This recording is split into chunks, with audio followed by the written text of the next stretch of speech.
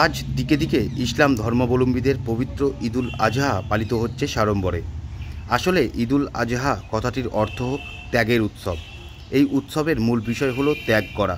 তাই এই দিনটিতে মুসলমান ভাইয়েরা ফজরের নামাজের পর ঈদগাহে গিয়ে 2 রাকাত ঈদুল আজহার নামাজ আদায় করে ও অব্যবহৃত পরে স্ব আর্থিক সামর্থ্য অনুযায়ী গরু, ছাগল, ভেড়া, মহিষ ও উট আল্লাহর নামে কোরবানি করে। ফলে এই উৎসব অত্যন্ত নিষ্ঠার সাথে সাড়ম্বরে পালন করে থাকেন তারা।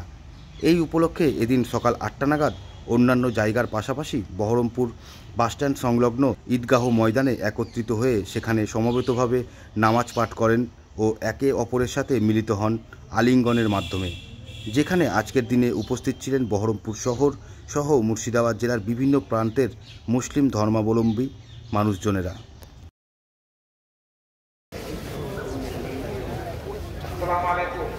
আমাদের সমস্ত ছেলেদের বলা হচ্ছে তোমরা শতঘোষটা ঠিক মতো শুনে দিও, শতঘোষটা ঠিক করে শুনে দিও।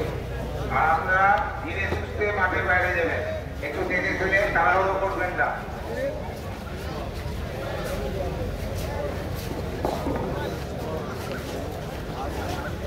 আসতে পারবে এবং যে মুবারক